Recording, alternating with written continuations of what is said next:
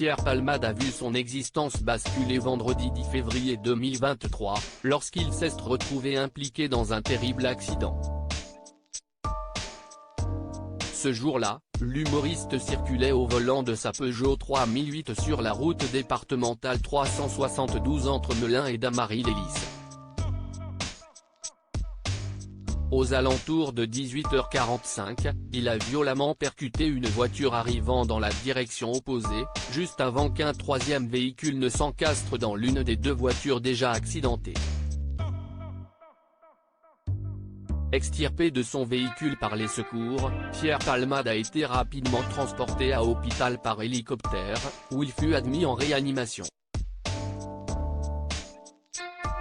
Au départ, les médecins avaient indiqué que le pronostic vital de l'humoriste était engagé.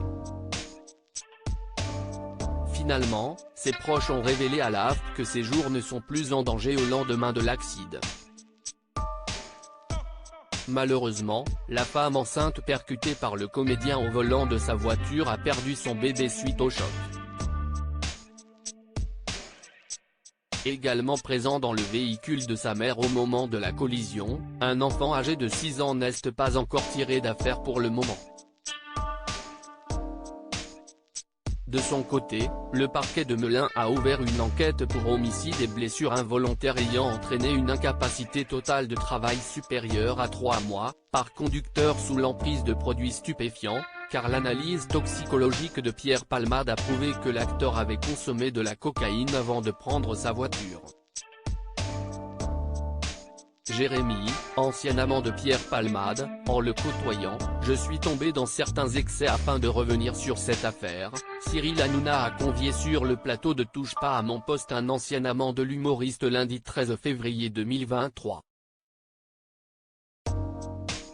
Baptisé Jérémy, le jeune homme est entré en contact avec Pierre Palmade en lui envoyant un message sur Instagram. Pierre Palmade, il a vraiment cette générosité. Si est-il quelqu'un qui est profondément humain. On s'est vu, on s'est revu, et après, il y a une passion qui est née. On a vraiment eu quelque chose. On se confiait l'un à l'autre. Je savais quand il allait mal, a souligné l'ancien amant du comédien.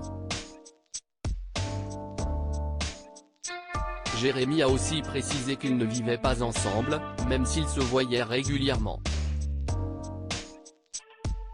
On a toujours gardé cette liberté. J'étais conscient de ce que je faisais, mais si est vrai qu'en le côtoyant, je suis tombé dans certains excès. C'était plus d'alcool, essayer la cocaïne. On a eu quelques mauvaises aventures. Une fois qu'il avait consommé pas mal de substances, il n'était plus maître de lui-même.